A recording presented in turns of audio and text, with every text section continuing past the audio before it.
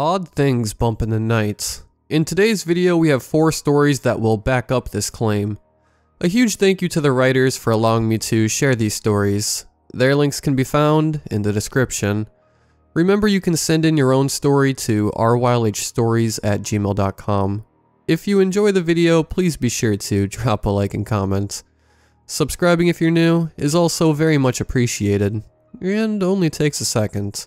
Enjoy the video, and as always, I hope you all have a great night.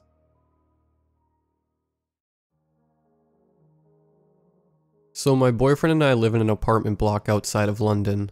It's certainly no high-rise, being a 3-floor building in a pretty quiet area near a train station. It used to be council flats that were sold off in the 90s and rented out. It shows on the outside as it's pretty dated, but our flat is nice enough. We live on the top 3rd floor. It's got 2 small bedrooms opposite each other that are off of a small hallway, where there is also the bathroom. Then you have the middle room of the flat, which is the lounge, that connects the 2 halves of the flat. Then you have the entrance half of the flat, where you have the hallway with the front door to the right, and kitchen on the left. Makes sense? The kitchen has an old-looking whitewood door at the end of it, with a gold handle. This leads on to a black fire exit staircase to the back of the building, with stairs that go above us onto a gated-off rooftop. It's pitch black out there at night, with just a bit of grass down there, and old-looking garages that were sold off separately to the flats. The roads around us are pretty quiet too. I used to love living here.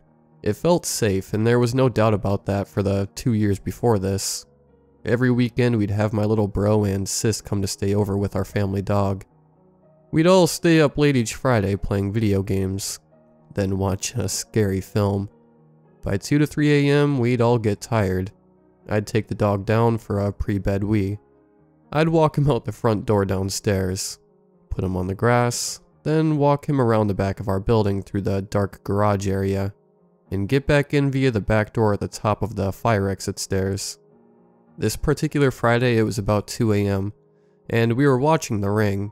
We weren't tired yet, but the dog was restless, so I said I'd take him downstairs. I said to keep the film on. I took him downstairs as usual, going down 3 flights of stairs inside the flat, and out the building front door in my slippers. It was dead quiet in and outside. The streets were deserted. Usually I closed the door behind me without hesitation, to do my usual walk around the block and get back in via the back door, but something told me to leave it on latch this night. I walk a few steps from the front door, out the gate to the patch of grass before the road. I notice a guy at the end of the street under this big tree on the corner. I didn't clock him until the dog was sniffing around the small patch of grass for a minute or two. He just stood there facing us. He wasn't on his phone. He wasn't walking anywhere. He was just standing. He looked like he was dressed smart from what I could see. Nothing that immediately alarmed me. If I had fully closed the door behind me to do my usual route, I'd have had to have walked past him to get around to the back of the building. I only got a bit freaked when he still didn't do anything, after I'd been observing him for a few minutes from a distance. He hardly moved. Then all of a sudden he starts walking over, but not walking as fast as you can walk before it becomes running. I still can't see the details of his face because of the dark. Some instinct tells me to get back inside, so I pull on the dog's lead and quickly get back inside. I don't even look behind, but I hear the door slam quick behind me and latch. I dart up the 3 flights of stairs, and as I'm running I hear this light tapping on the small diamond glass window on the downstairs door. I don't go back to look. I knock and get back into our top floor flat, number 15, closing the door behind me. My boyfriend asks me what's wrong, and the 2 kids come out from the lounge to the front door to see what's happening. I told them of the weird interaction with the guy downstairs, how he stood there watching, said nothing, then came towards me walking at a speed with intent. As I finish explaining, our buzzers start ringing like mad. The buzzer is old, loud and harsh. We hear other buzzers too. He's buzzing everyone. We don't answer. Then I hear a sound that makes my stomach drop. The downstairs lobby door slamming shut. The guy is now inside the building. Someone's let him in. I think maybe it's a neighbor's drunk friend coming back or something. We listen out and hear this guy start knocking on people's doors. We hear no doors open. I tell my partner to take the two kids to the lounge and wait quietly whilst I listened out. It all went quiet as I stood in the dark of the hallway. Then our letterbox creaks open. A flashlight is shown through. They say nothing, didn't even knock on our door. Just shone this light through, slowly moving it around. They can't see anything as our door just faces a cupboard, but they have a good long look inside. I stay back against the wall. The letterbox slams shut. I don't hear him leave. Freaked out, I creep into the lounge. I tell the guys to ring the police. We were left on hold. Everything went quiet again. We think he went away. We turned our movie off and tried to sleep. The next day I tell the kids to come around again to stay, and said sorry about the weird guy. I reassured them that we'll have a proper fun night this time. We basically did the same thing again. Video games, then resumed our horror flick, The Ring. It was later this time when we hear footsteps above us. We kept shrugging it off at first, thinking it was a neighbor below us, and we were mishearing. But it got louder. It was 3 a.m., and someone was on the roof. We get the phones ready again, call the police. Could it be the same guy again creeping about? Here later this time? We hear the railings on the first escape door rattle. It was obvious when someone was using them, as the whole staircase shook and made noise. We all went to the bedroom as you can partially see the back stairs from there. We first noticed the silver metal gate to the roof above us ajar, which was unusual because it is usually locked, so not even residents can get up there. Then the footsteps above us got louder, like someone was jumping above us. We looked out the bedroom window in the dark to see if we could spot anyone, not daring to go out and investigate on our own. The police still had us on hold. Our faces were pressed against the glass. I hear something. My boyfriend sneaks off, creeping through the flat towards the kitchen to investigate. He comes back white as a sheet and says, "Someone's trying to get in the back door. They're trying the handle." We all go to the kitchen and can see the shadow of a man through the stained glass. A man replies in a frankly creepy, high-pitched voice. "I'm Sam. I live here." This was a lie. My little sister was still in the bedroom. We watched the shadow disappear and hear the fire exit staircase rattle. My sister then saw the man running at speed, fleeing through the garages, disappearing into the dark. The police eventually turned up to check things out, but there wasn't a whole lot they could do apart from telling us to call if he comes back. We had lived in the building for almost 2 years, and never met our neighbors. The next day we knocked on all their doors, to tell them there was someone shifty scoping our building out, where we then learned some pretty creepy details. Our neighbor on the floor below on the opposite half of the building, a man who lived with his elderly mother, said he was often up late and observed this man at 3 a.m. the night before, from his bedroom window, which was on the opposite side of the staircase. He saw him creeping up the stairs, and watched him peer into our kitchen windows for an hour. He said had he met us, he would have recognized the behavior as odd and reported it, but as he'd not met us before, he assumed this man was one of us, and that we'd been locked out or something, looking for a way in. Then we knocked on someone else's door, the neighbor 2 floors below us. He was an elderly gentleman who said he had let the man in on Friday, thinking it was takeaway for someone in the building, which he said happened often. Takeaways buzzed whatever numbers to get in quickly. He also told us that about 10 years ago, the building was plagued by a series of violent burglaries. He wasn't in at the time, but he was a victim. His front door was kicked in, and vintage watches were stolen. The man had been caught and locked up, using fingerprints from the frame of his front door. The perp used our nearby train station to try and find quiet ways out of the area like ours. To this day, all it causes is questions. Was it the same guy both nights? Why was he stomping on the roof if he wanted to burgle? Was it to get us to open our back door to investigate? Lure us out? Was the guy related to the original burglaries? Was it just a drunk guy? Drugs? Why target our floor? Why observe us? So, that's my story. The noise of the door handle at 3 a.m. will stay with me forever.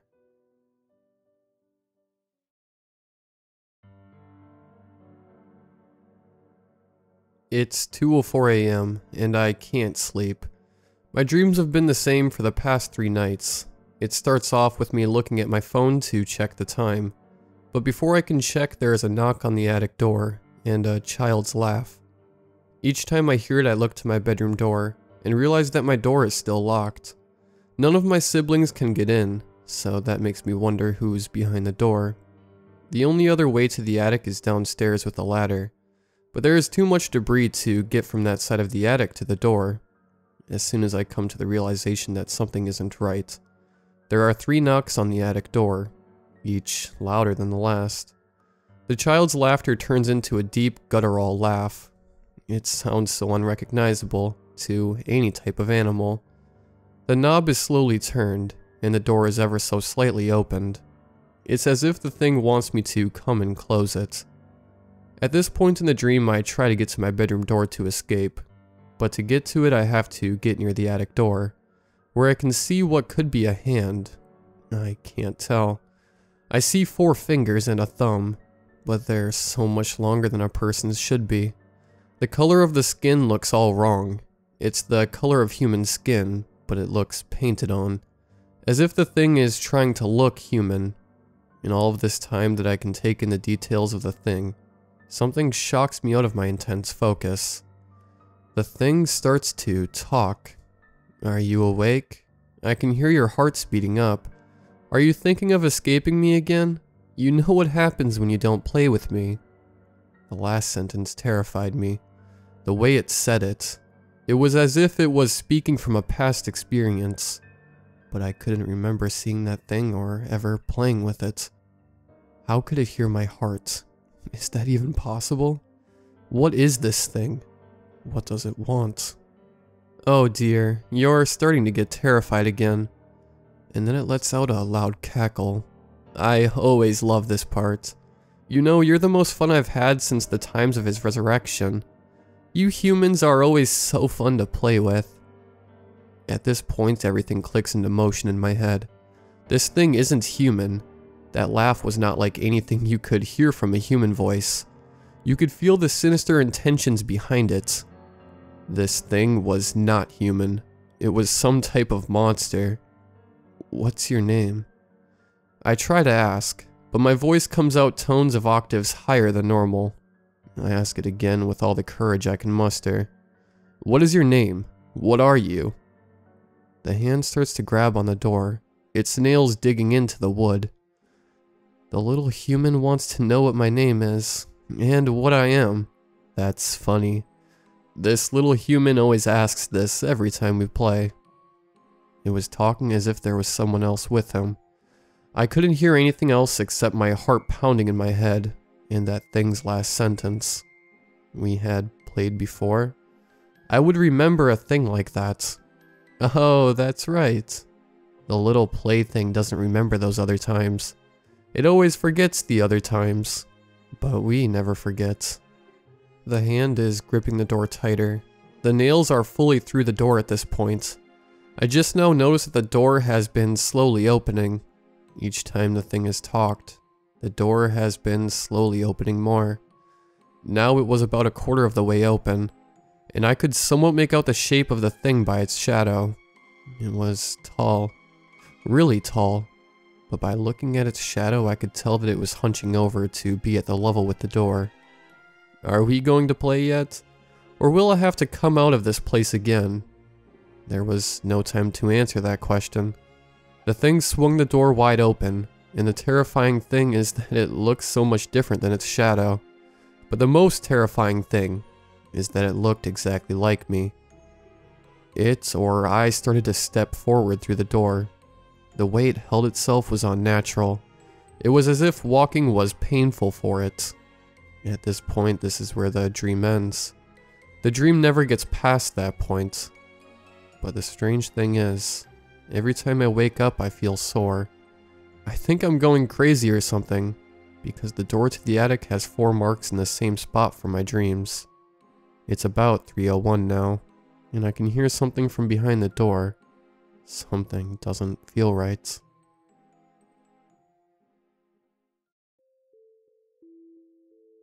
I have so many experiences that I could share, but I'm going to start with this one. It's not necessarily one experience or moment, as it's a whole story. I was very young when this happened, so please bear with me. When I was younger, I used to see spirits all the time. I was a very imaginative child, and had a very open mind, which may be why I saw them so easily. I know, imaginative child, obviously just had imaginary friends.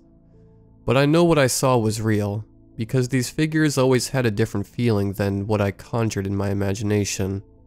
I always saw several different people, could sense things, see figures.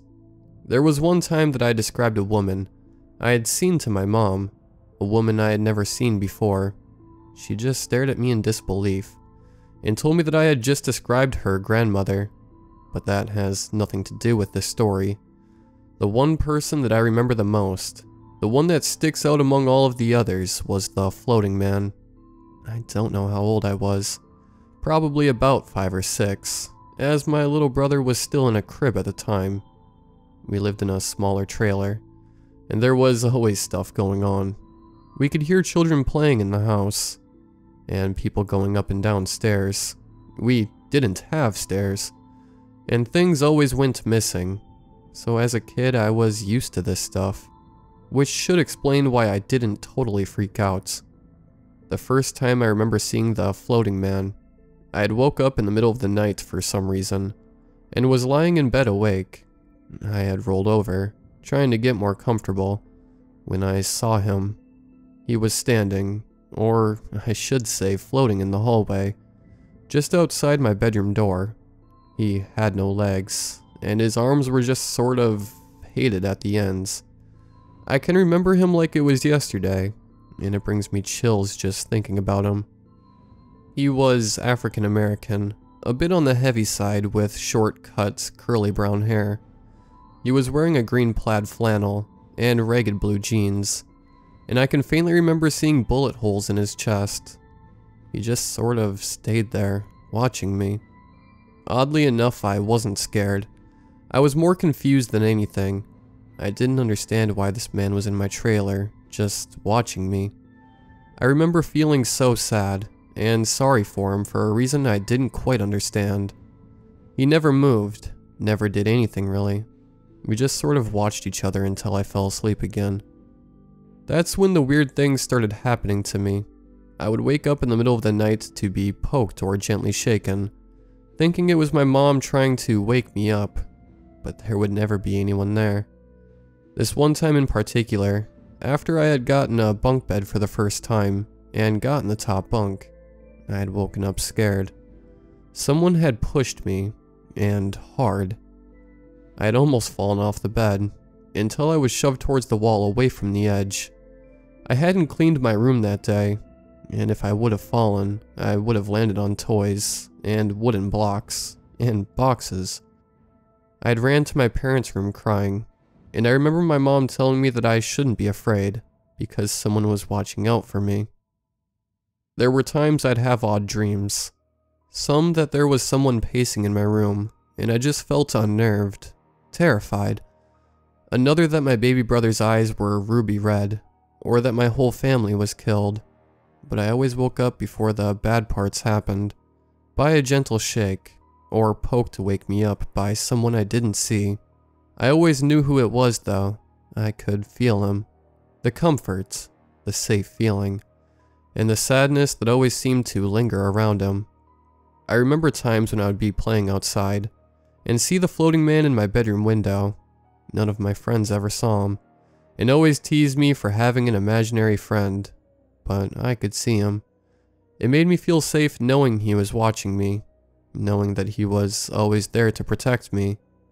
Probably not a normal feeling to have when you're being watched constantly, but I felt like he was a friend, and we had gone through a lot together already. He had been protecting me. What reason did I have not to trust him? There was one last large event that happened before the floating man never returned. I had gotten a stuffed animal for my birthday. It was pretty large, a pink dog with a bell inside of it.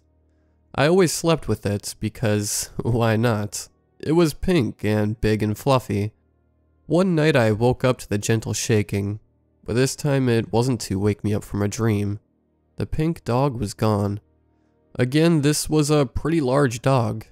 It's not like it just fell in the crack between my bed and wall. This may sound unbelievable, but it was literally nowhere to be found. I had stripped my bed, pulled it away from the wall, searched my room, under the mattress.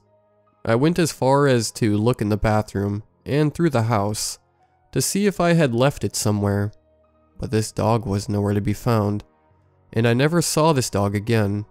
Mom didn't take it away, and neither did my dad, because they were as dumbfounded as I was. So this large dog literally just vanished out of thin air. After this had happened, everything felt so dark, so wrong. My parents kept losing their things. I kept having awful nightmares, and there was always this dreadful feeling in my room. I would be scared awake by nightmares of this odd man, ever so slowly walking around our dining room table until he just stopped, staring at me with no eyes. Then he would slowly walk towards me, or I would dream of this girl that would walk in circles around my room, never stopping through my whole dream, just always walking in the same circle, over and over and over again. Or possibly the worst nightmare of all, I would wake up in the nights, get up to go to the bathroom, or get a drink, and everyone in my house would be dead. I woke up one night in my bed shaking. I was in tears and terrified. I could feel my bed shaking so aggressively that I thought it would be ripped apart, but I was too scared to look at what it was. Finally, after what felt like hours of withstanding the fear, I yelled at it to stop, and to just go away. Then I saw him. The floating man was in the doorway. The shaking stopped immediately, and I felt calm seeing the man. His eyes slowly moved from me to under the bed. The fear and the coldness in the room suddenly just faded away. The floating man never left that night. Not until my heart stopped racing, my tears stopped flowing, and I had fallen asleep. That was the last night I had those awful nightmares. The last night I felt terrified. Things returned back to normal. The usual children laughing, the playful ghosts hiding things, and messing with the lights or different items. But that was also the last night that I ever saw the floating man. After we had left the trailer park and moved into a house, we had done some research on where we had previously been living at. The trailer park was built on top of a farm that had burned down, and the farm was built on top of a burial ground.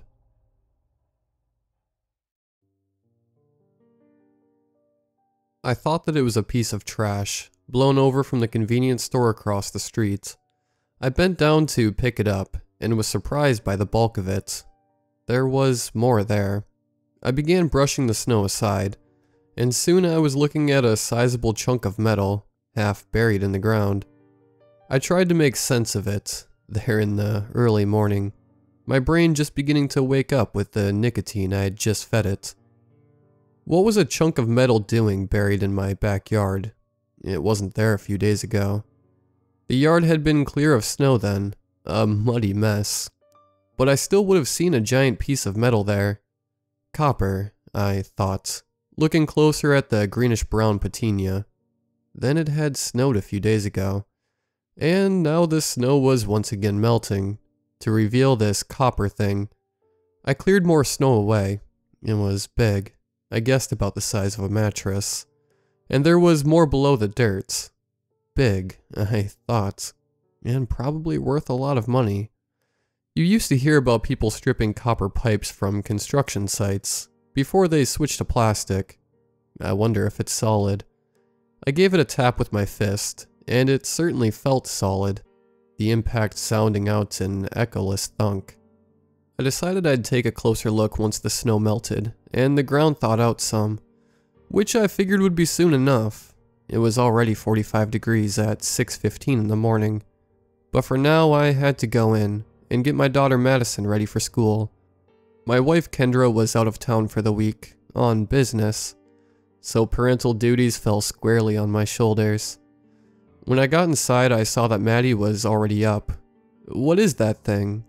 she asked, pointing out the window. I shrugged. A giant chunk of copper. "It wasn't there on Sunday," said Maddie. I shrugged again. "I don't know how it got there, kiddo. I'll take a look later." "Dad, that's pretty weird, right? An enormous piece of metal just showing up in our backyard. Do you think it's aliens?" she said with wide eyes. "Maybe I should stay home, in case they've already taken over the school." Funny kid.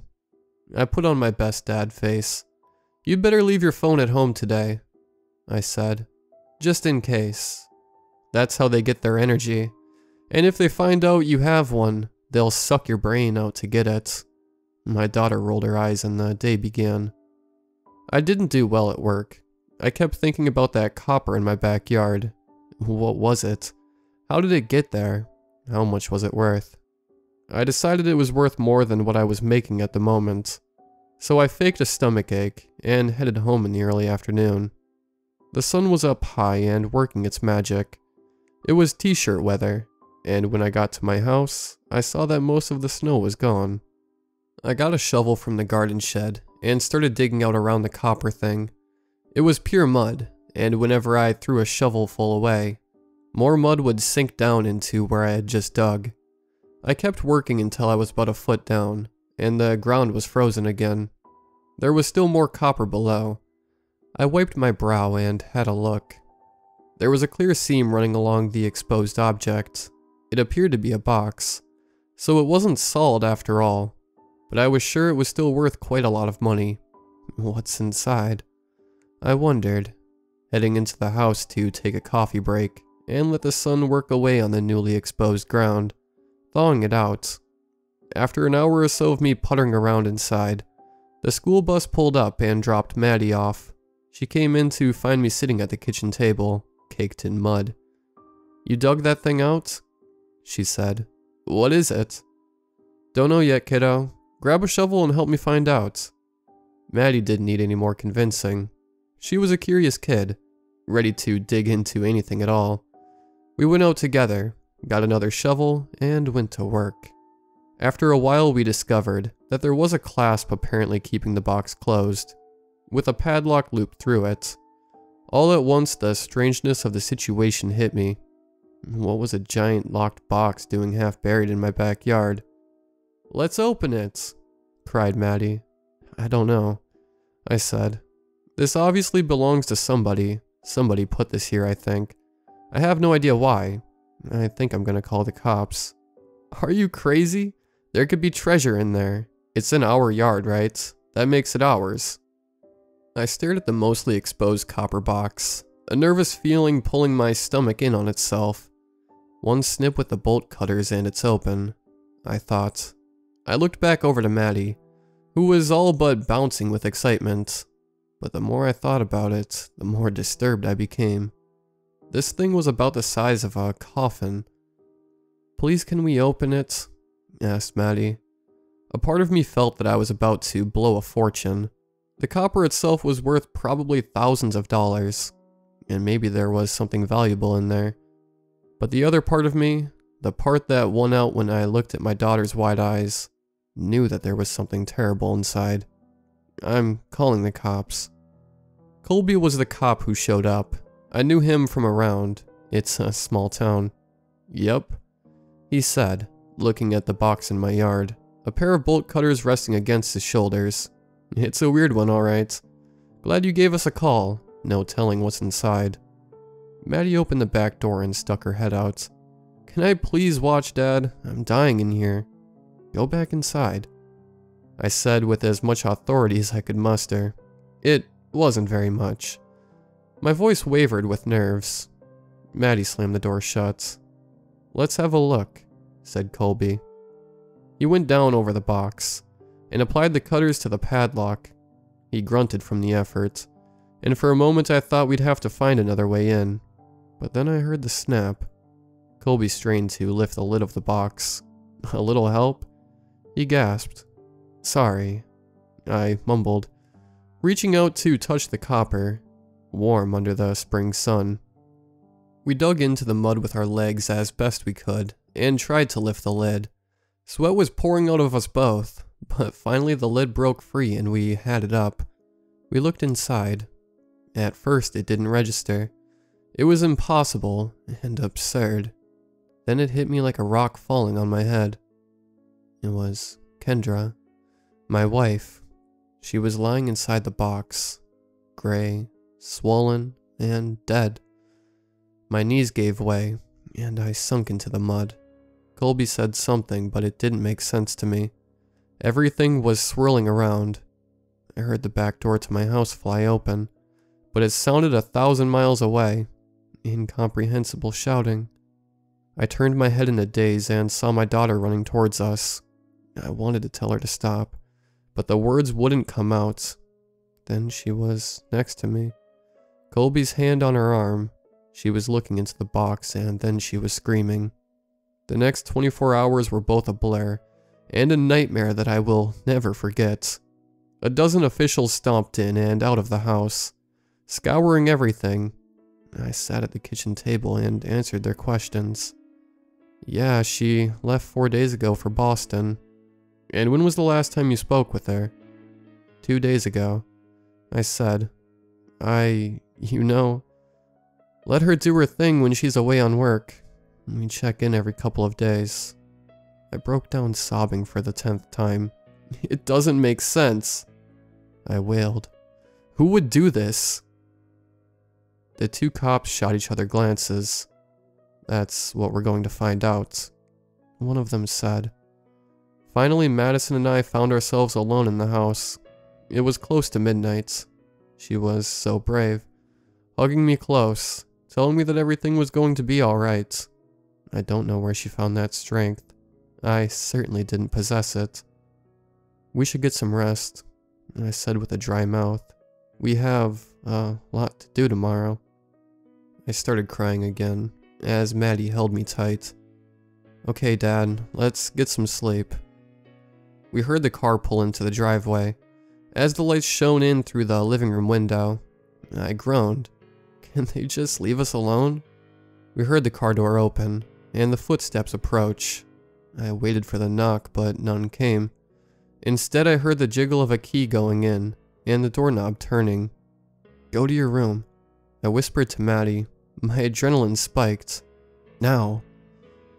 Maddie nodded and crept hurriedly down the hall, as I looked around for a weapon. It didn't take long. There was a bottle of scotch right there next to me on the side table. I grasped it, as I heard the door close, and footsteps approaching. A dark figure entered the doorframe and I stood up, lifting the bottle over my head. Then the ceiling light came on, and I looked in disbelief to see my wife standing there, staring at me. Kendra? I asked, lowering the bottle. Kendra looked at me, then the bottle in silence. Then she laughed. Of course, she said. Were you expecting somebody else? Maybe your girlfriend? Did I ruin things by coming home early? I dropped the bottle, and it shattered on the floor. I don't know what to do. Maddie and I told Kendra what had happened. I wanted to call the police, but they decided that it was better to wait until tomorrow, to just have a normal night, and ease away the horror. We were all exhausted, and Maddie and Kendra both went to their rooms to sleep. I tried going to sleep next to Kendra, but I couldn't. This is all so bizarre and terrifying. If that wasn't Kendra in the box, then who was it? That looked exactly like her. And how did it get there? In our yard? And what is that noise coming from my bedroom? It sounds like a clicking noise, like somebody's in there taking photographs, or like an insect. And where did that ring come from that Kendra was wearing on her right hand? I've never seen it before. It looks like it's made of copper.